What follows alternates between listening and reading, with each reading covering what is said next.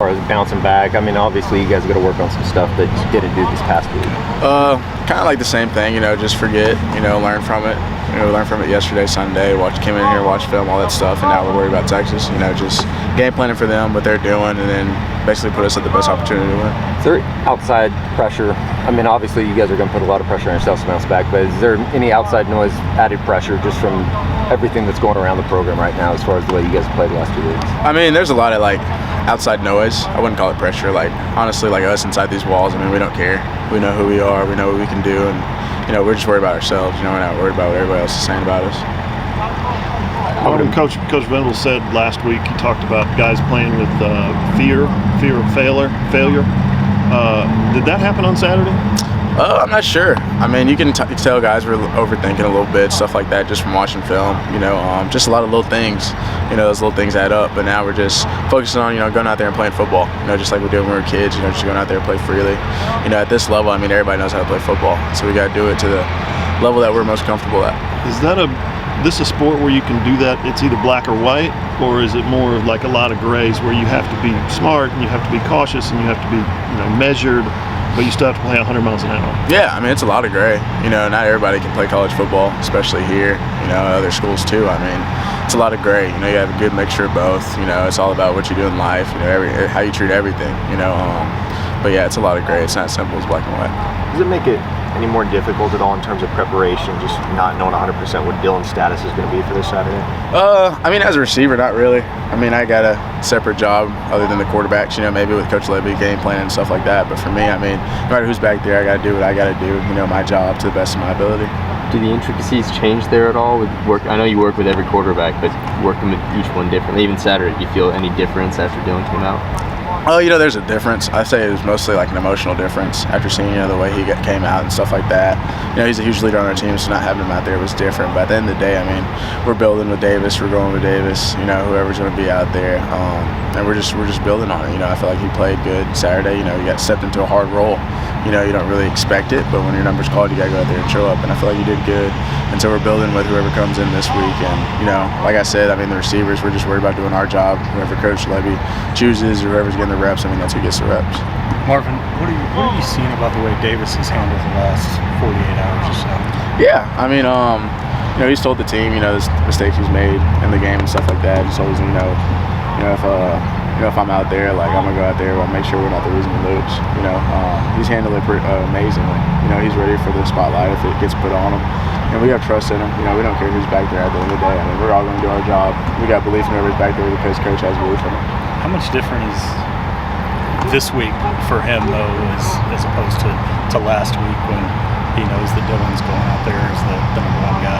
I feel like, personally speaking, if it was me, I feel like the preparation standpoint, you've been more prepared, more locked in on certain details, stuff like that. And also it's OU Texas, which he's never played in. A lot of guys on this team's never played in, so that's another factor too. That the older guys will have to explain to the team when we get out there. What do you tell younger guys about what to expect in a game like this? I mean, it's probably the wildest game we ever play in. I mean, half orange, half crimson. It's a great game. Probably one of the hardest games you'll ever have to play in, from a physical standpoint. You're gonna leave tired, dead, sweating, feel like you can't walk. But at the end of the day, I mean, it's gonna be the most fun you've had all year. You remember about last year's game and the way that played out and your part in it? Yeah, last year's game, we came out. From my understanding, we were down 28-7 first quarter. After that, things turned up brighter. I remember it being the hottest game I've ever played in on the sidelines, literally feeling like I was about to pass out. But being able to make big plays, hearing the crowd chants and stuff, roar, that stuff's amazing. And it was probably one of the most fun games I've played in for sure. I mean, it was a huge moment in my life, something I'll never forget. Now, as you mentioned, you guys did dig out of that big hole last year and come back and win that football game. How much more does momentum matter in a context like that? Oh yeah, definitely. I mean, when you're half and half, I mean, momentum is huge.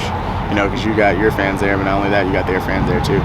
And, you know, whoever goes to that game, I mean, they're loud. You know, whoever's up, I mean, they're going to make it sound like the whole stadium's like it's a home game. So momentum's a huge game, a huge part in that game. You know, however we play, however it goes. I mean, we felt it last year. When you're talking about Texas was loud, our fans couldn't really say anything, and then at the end of the game, I mean, we're going crazy. So, yeah, momentum was a huge part of this game. Seems like this stage is one of those games that you can't bounce back and get up for this thing. You shouldn't be in a jersey. Oh yeah, definitely. I mean, if you're scared, if you don't want to go out there, and don't go out there.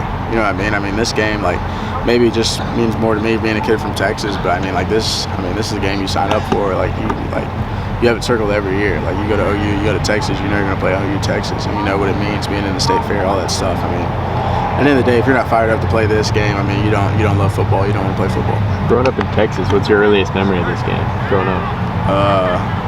I'm gonna be honest. I was an LSU fan growing up because my family's from Baton Rouge, so I don't know. You still look back at that catch you made and wonder how the heck you did it? Honestly, like sometimes they'll like pop up in my feed and I'll be like, oh, that's pretty cool. But now, like when I remember the play, I never remember it from like my point of view. I just remember it from like the video's point of view. So okay, yeah. What do you remember from your perspective?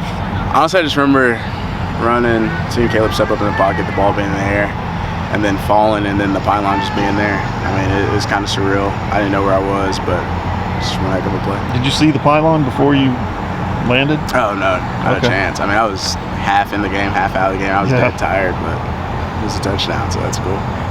Marvin, you talk about the difference between this game and all others. How much different is it from one end of the field to the other, with one end being surrounded by Texas fans, the other OU fans? Yeah, I mean, you can kind of hear it. I mean, honestly, it's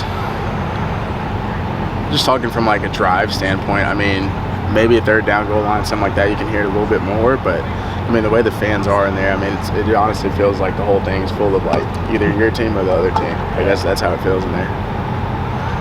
With the way the last two games have gone, is it good news, bad news to have Texas be this week at all, or does it matter at all? I mean, considering the last 2 weeks. I'd say it doesn't matter, but I'm good friends with a lot of guys on that team. It's a huge game, like we've talked about, and I feel like, if we need to get hyped up, if we need motivation, I mean, this is the one. So, I mean, I believe the same thing happened in 2020, my freshman year, COVID year. We lost K-State, lost at Iowa State, and we had Texas next game, and kind of started off a big jump start for us. So, I'm looking forward to it. I think the team is too.